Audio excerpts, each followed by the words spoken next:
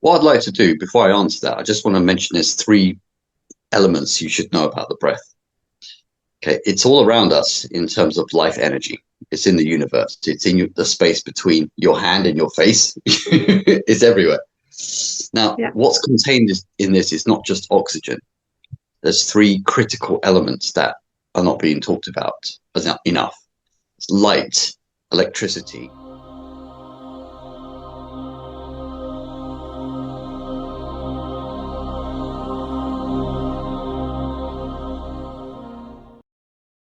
Raj, nice to meet you. I'm so glad that you've joined me on this podcast. I'm looking forward to hearing your story. You have a plan to help billions of people have wellness. So that's a big, bold statement. So let's go back and find a little bit more about what it is that you actually are doing.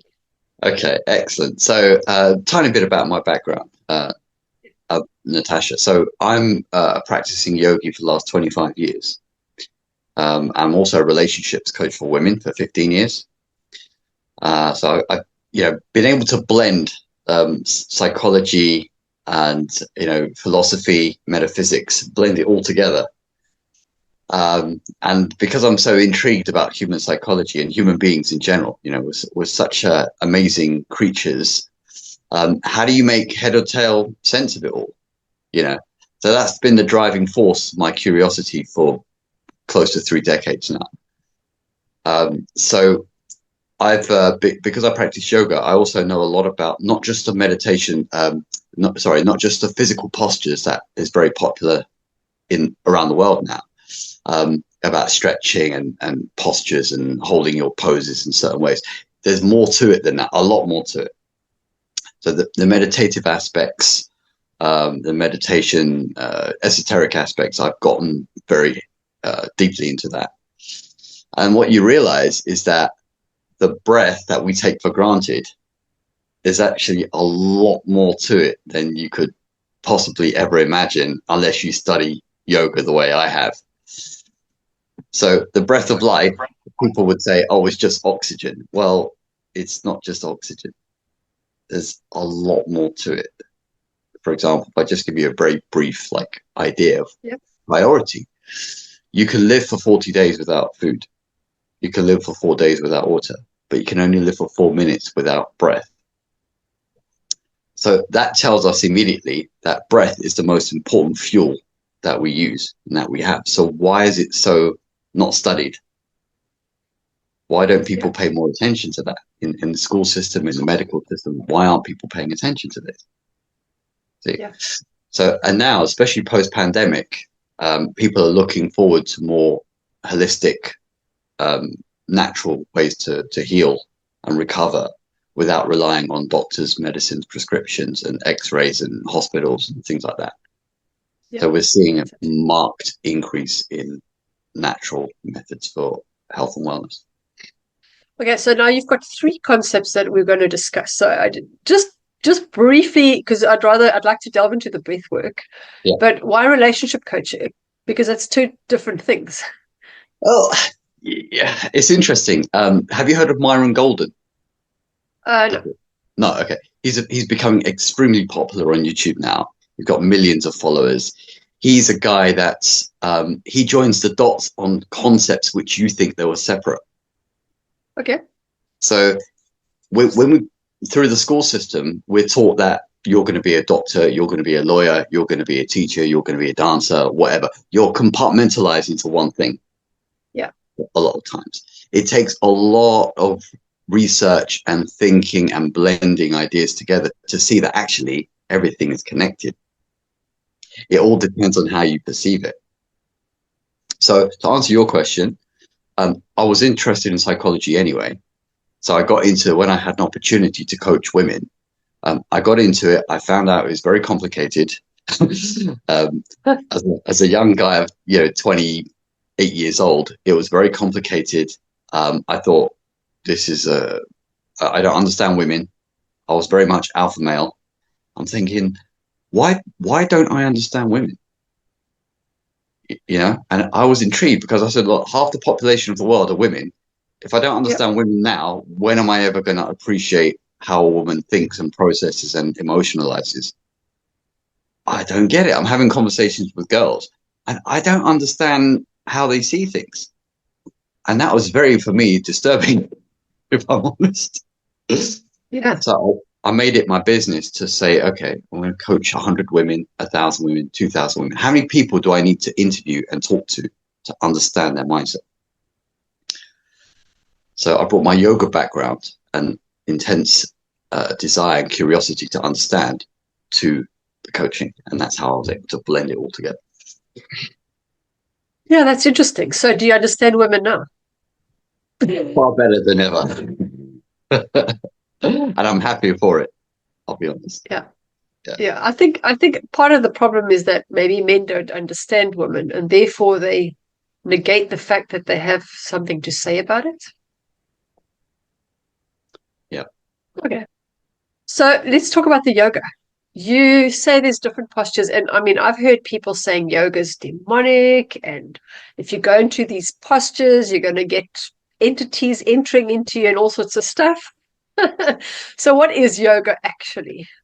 Well, yoga, if you look at the word root, the etymology of what it means to join, to connect. There's nothing strange about it. It's just to connect yourself to what? Your source. Who is your source? That can be a long, big conversation in itself.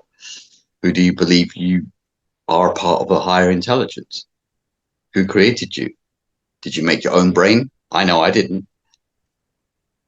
I couldn't be that smart to do that. So what is it that we're connected to? What is that intelligence? So yoga basically means to join to your ideal self, your highest self, your if you believe in God or something, universe or whatever you believe in, is connecting to that original source. That's what yoga really means. Mm-hmm. Yeah. So, and the postures, yoga, like I know a few of the asanas. Obviously, have done yoga, but for those who haven't, how do they help you connect? How does it actually work? Is it like aligning your energy centers or your breath? Absolutely. So the body is part of human life. It's a very obvious thing that we wear, that we carry. So it's good to know how to exercise it in order to make it healthy and strong, and to make sure that you don't suffer from joint pains as you get older, arthritis, the kind of sedentary life that we can lead often in a modern world can lead to all kinds of body posture issues, spine issues, misalignment issues, all kind of things. So yoga, basically, whatever postures you do, whether it's downward dog, upward dog, whether it's hamstring stretching, whether it's sitting in various yoga postures like Vajrasana is one of my favorites, like the warrior pose. Whatever you're doing is just to help you to stabilize and ground your body so that you feel your own strength and your own energy, and that you're also flexing your joints and keeping them strong. Because if you don't flex your joints enough on a regular basis, they can easily become weak and brittle, and the cartilage and tendons around them can become weak.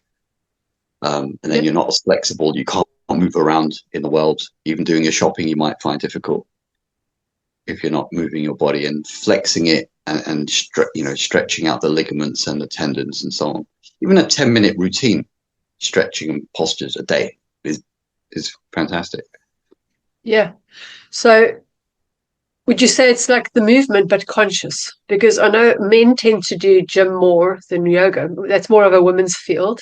And maybe they see it as like a soft thing to do or whatever they think. Yeah.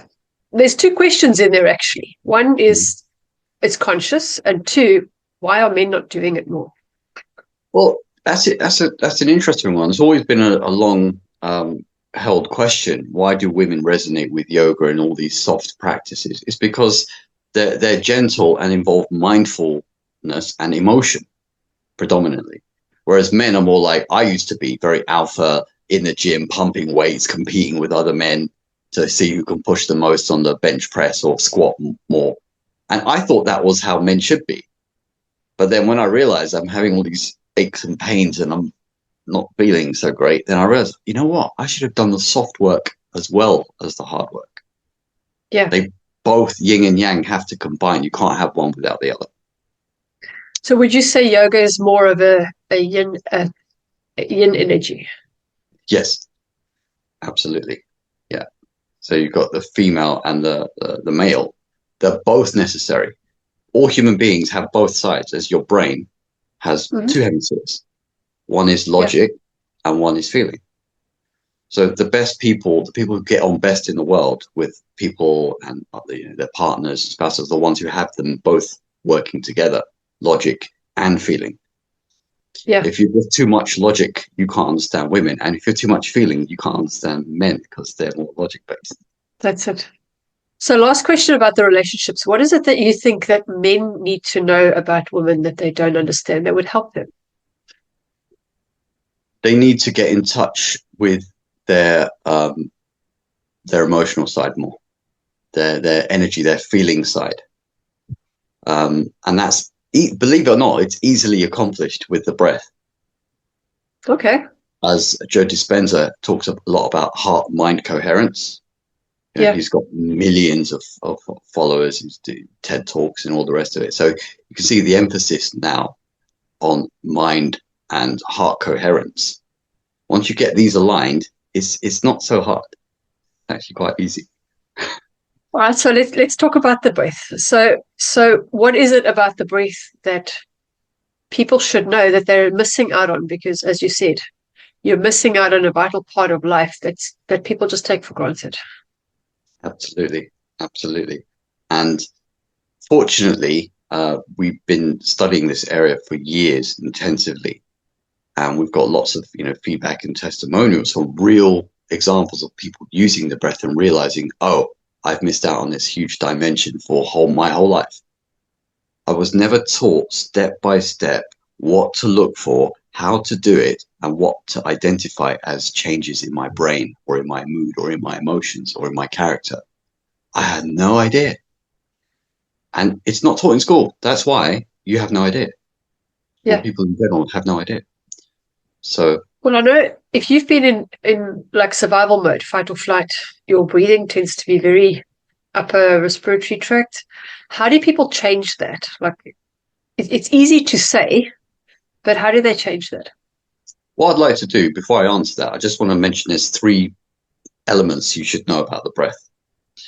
Okay, it's all around us in terms of life energy. It's in the universe. It's in the space between your hand and your face. It's everywhere. Now, Yeah. what's contained in this is not just oxygen. There's three critical elements that are not being talked about enough. It's light, electricity, and magnetism. These three qualities, light, electricity, and magnetism, are all around us at all times. However, if you don't know how to pull it into yourself, you're not going to know that. Yeah. Well, Yeah. so how do you? Well, you do it with a very deliberate breathing methods. Uh-huh. So I can teach that to you if you want. It's totally Yeah. your choice. Yeah. Okay. You can try it and then feel for yourself what happens. Okay. Okay. Let's do it. Let's do it. Why not? All right. So this method is called the 3-3 Metaverse Breathing Method. It's very gentle. It's very soft. It's very easy. Anyone can do it. The only people that can't do it or might find it difficult are those who suffer from hyperventilation or panic disorders. Then we have to guide them through it step by step. Otherwise they get in a overwhelmed state. So this method requires you to breathe in 3 parts through your nose, and I'll show you in a second, and 3 parts out of the mouth. All right. So what we normally do is we instruct people to close their eyes and keep your chin straight, comfortable, the spine straight.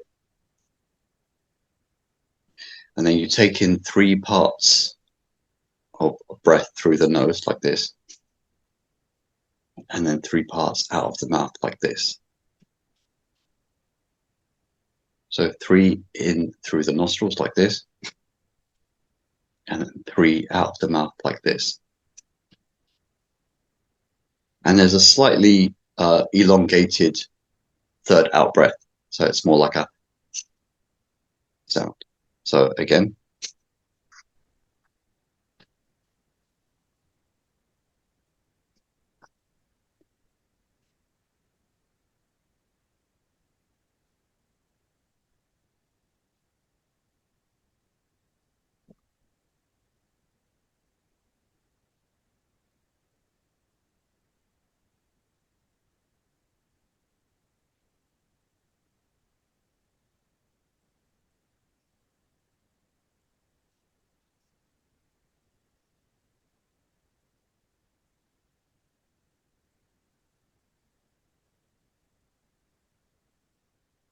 Right. I know we just did it very briefly, but what did you notice? My nose is a bit blocked, so I'm struggling to get air in, which would make me a bit dizzy, but I feel like my body's tingling. Yes, Yeah. yes, exactly. So normally what happens is it's okay if your nose is blocked, you don't have to force anything. You can just be relaxed and do it. We notice within 60 seconds, people are able to reduce stress and anxiety by 50 to 60% by doing this for 1 minute continuously.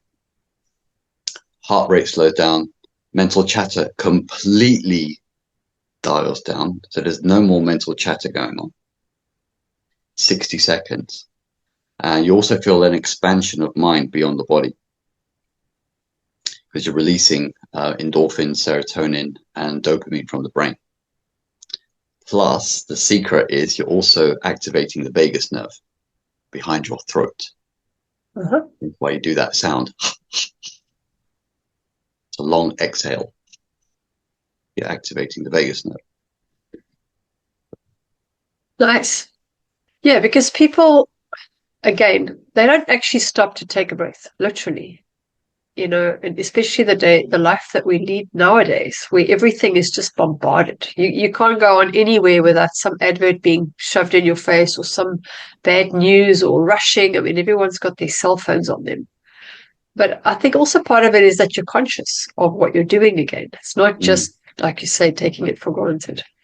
That's right. Yeah. So how did you get into this? How did I get into this? It's been a natural extension of my curiosity. So studying yoga and then doing coaching. I also do write articles on Keep Fit Kingdom about health and fitness. So I'm constantly surrounded. I work with a small team of journalists who are always looking at the latest research and technology around health and fitness. Whether it's doing gym workouts, doing swimming, dancing, yoga, cycling, parkour, martial arts, all those kinds of things. So we're always looking to see how to create the optimum human experience. And it's all very much correlated to the parasympathetic nervous system and the breath. Yeah. To feel good. Yeah, so I got into it to answer your question, just by blending all these things together with curiosity and experimentation. Yeah, well, that's how it works, I guess. One thing leads to another, and you realize, hey, there's a lot more to this than what I thought. So would it help for people, for example, I know when you're pregnant and you're having childbirth, they teach you how to breathe. Would it help with people in an instance like that? Absolutely. It's interesting because we were speaking to a lawyer who's very highly stressed lawyer in New York City. And we trained her on the method. And she's like, it's so strange that when a woman is pregnant and she's giving birth to a child, they teach them how to breathe like in a specific way. But after that, it's almost like the breath is not important anymore. Yeah. Why do you think we've unlearned that? Do you think it was a deliberate thing, or people have just forgotten, or they just don't have time?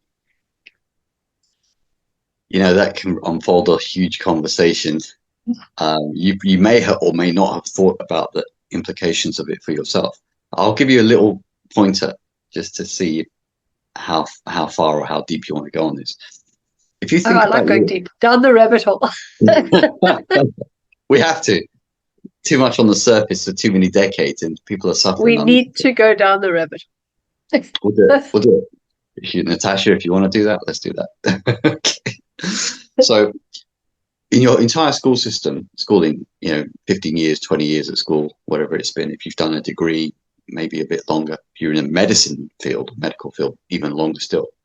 Why have you never had 1 hour's instruction of what focus and concentration is? Yeah. Why is that? Why is that? Why has no one ever taught you what the mind is? You've never had 1 hour of instruction in your entire life at school to say, this is the mind, this is what it does, this is what it can do, this is how it helps unfold your potential. You've never been given even an hour of instruction. I can tell you my viewpoint. Mine is that they deliberately don't want you to know your own power, because then they can't create a machine that can do their bidding. There you go. There you go. But the ramifications, if you look in society, it's appalling.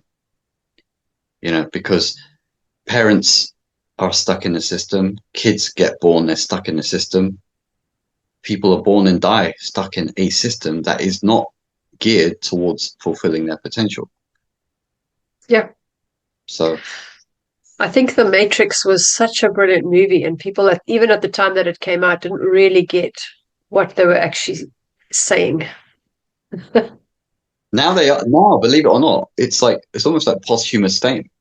Yeah. After the fact, now people they start to make references to the Matrix, as in blue pill, red pill, take your pick. Are you going to be in the system, or are you going to get out of the system, get out of your comfort zone, get out of the box? Yeah. What are you going to do? So. Yeah, and some people prefer just to stay on the blue pill path and not know, because it would shake up everything that they believed in. And I think maybe that is the problem, is people want to be right more than anything else. That's right. So they will hold on to beliefs that just don't serve them, just so that they can be right. That's right. That's right. And that's an ego thing, right? But those are the people that won't do yoga. That's right.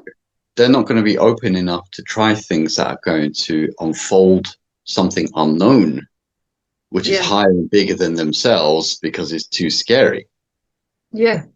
So how can people use the breath then to get themselves onto another higher level of consciousness? That's a fantastic question. Just so you know, people feel confident that I have a background in the most esoteric yoga, because I'm so curious to understand things. So you could not expect me not to do that, because I, like you, like any other human being, you want to know, who am I? Where did I come from? Where am I going? What does all this mean? Is there purpose and significance in life, or isn't there? Why am I taught in school? Life is matter of fact. You have to get a job. You have to have money. You have to have a mortgage. You have to have a wife and kid. Is it just that, or is there more to it? So, as with everybody, if you're curious, if you have that childlike spirit, big imagination, amazing dreams, and you still believe you can fulfill it somehow, no matter what struggles you're going through in life, you want to tap into that sense of belief about yourself. Yeah. So what was your question again? Sorry. Well, I was wondering how they could use the breath to raise their consciousness level, if that's possible even.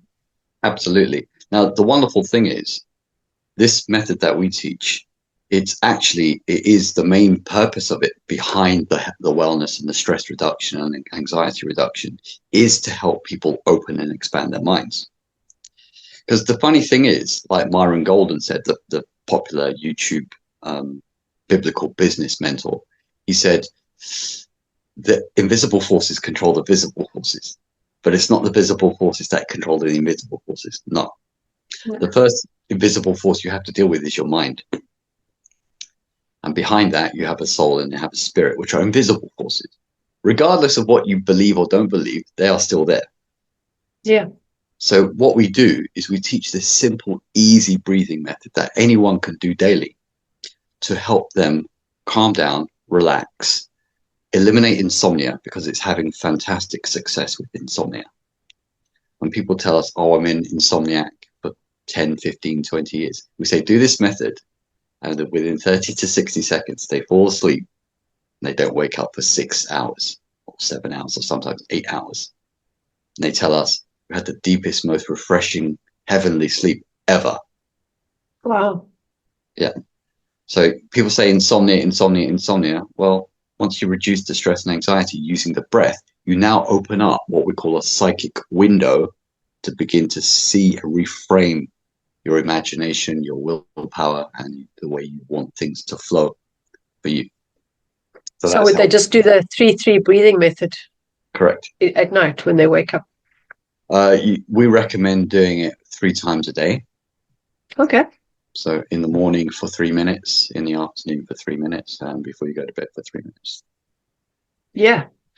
So would the breathing and the yoga and obviously living a more healthy lifestyle help you live to be 100 years old?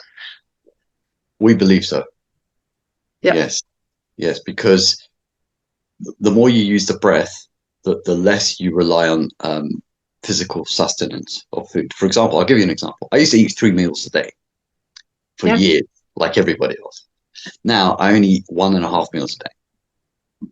What is a half a meal? It's like a bowl of fruit, of fruit, or some nuts and fruit in a small bowl. Yeah.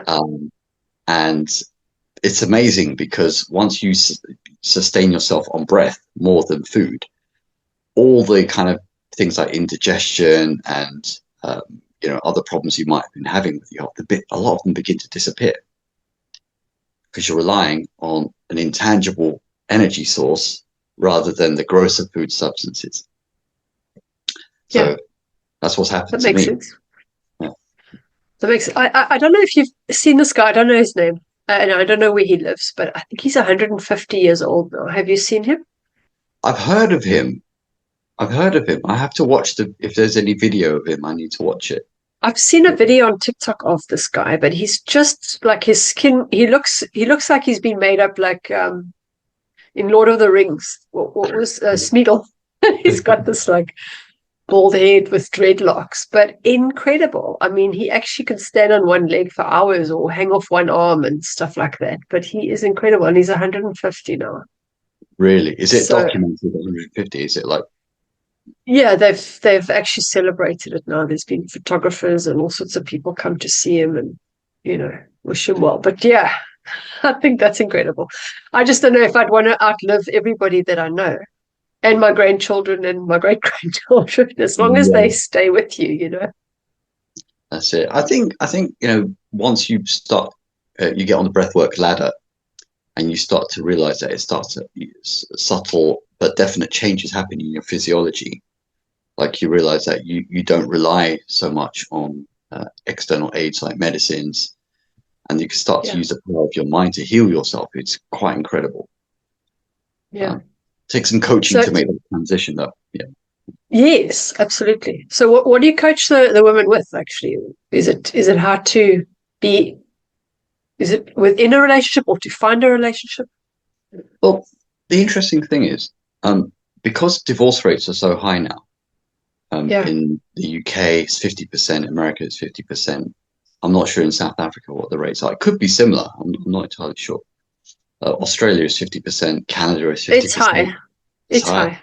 Yeah. A lot of people, they don't want to have relationships now. Yeah. Because they just feel they're too complicated. And no matter what you do or don't do, one or the other is never happy. True. The divorce rate, because they don't want to get into the complication of it all. Yeah. And I think, in terms of having that choice, you want to be in a relationship or not, I think it's becoming more accepted that you want to be part of a tribe and contribute something, but not necessarily be married per se. If you want to be married and have a partner, fine. I'd coach women on finding a partner and then learning how to navigate the relationship once they're in it. Yeah. A lot of times the relationship breaks down because there's a mismatch of values, and things can happen very quickly. Like people are just not interested, they split up, or they block each other on the phone or social media or whatever it is. So I think anything can work as long as you're prepared for what the challenges are going to be ahead. So whether you want to be single and stay that way, whether you want to get into a relationship, or whether you've been in a relationship or several, and now you realize that, you know what, I'd rather have my peace of mind and be single, that's fine as well. So, Well, I do find that relationships are what grow you. You can, I agree, single is great. There's no drama. You get to have a cat. or several. You can take over the bed, but there's that part that people still miss, where they feel like there's something missing. But it is about values. So how would they know if their values are aligned or not? What is the most critical value, in your opinion, that people actually need to be aligned with? It's a great question. It's a great question. It comes down to positive principles at the end of the day. I know it might sound old, it might sound ancient, but ancient wisdom is wisdom for a reason, because it endures over time, no matter what, social changes or, societal changes happen. These positive principles still endure for a reason, because they work. And they're supposed to safeguard everyone's happiness. So the values to look at, the most superficial one is just the external appearance. That's going to pale in a hurry if there aren't also intellectual interests that keep you both excited and stimulated and growing. Like if you run a business together, you enjoy the business and you're so excited about that, and that keeps you ticking over well. Keeps the wheels moving smoothly. Beyond that, if you have spiritual interests or sort of moral compatibility of certain values that you would never compromise, then that gives you an even more stable, firm footing for a lifelong relationship. Because you can imagine if someone smokes and they're getting unhealthy, and the other person is, a vegetarian, non-smoker, and exercises daily, there's going to be a serious mismatch in energy and value and ability to do and not do things and share experiences in life. Yeah. I think that COVID, with a lockdown, actually, it didn't cause relationship problems. I think it highlighted them, in that if people were in a relationship and they've been busy all the time working, and now they're stuck at home having to face each other, how well are they able to navigate that and get along? And I feel for those people that were in very toxic relationships, locked up together. Absolutely. I think the most important thing, and that's why, I was having a really interesting conversation with a Marine veteran in America. It's about rewriting the curriculum, rewriting the way you navigate relationships based on principle. The sooner you can have that conversation before you enter a relationship, have that conversation first. Like, what do you value in life? Where do you see yourself in the next 5 or 10 years? Do you have a dream? What do you want to become? And if you have a dream that encompasses another person's well-being, you've got it made. That makes sense. Match made in heaven. That's why so many people like to work with us, because what we're doing is what everyone else subconsciously also wants: well-being, happiness, positivity, and expansion of self to fulfill potential. So. Yeah. Well, I think people would feel a bit odd arriving with their notebook of questions, if they're on their first date. So where do you see yourself in 5 years? But there's a way around it, I guess. Yeah. When I coach women, I say, if you feel awkward about having it on your smartphone, on your notepad, then just revise in your mind a few questions before you go. Absolutely. Or, and then you can determine whether you want to spend more time following up that courting phase or not. Yeah. I think women tend to fall in love with the potential of a guy and try and go with that all the time, and always making excuses for him. Yeah, that can happen. But there is, when I do couples coaching, I have both of them on the phone, on the video conference, or in person. I speak to them very gently and very, in a very smooth and positive sense, and say, look, life is great. If you see it that way, what do you want, and what do you want? What do you want out of life? Simple question. What do you want? Yeah. People don't ask. I agree. I agree with that. You wrote a book called How Squats Can Change Your Life. I did. How is that? That's a unique way of phrasing something. How would that change your life? That's again a great question, because I try to look at things that, how things are connected rather than how things are separate. Yes. I think all of us in our life, we always like to learn and expand our knowledge all day. I mean, every day, like learn something new, right?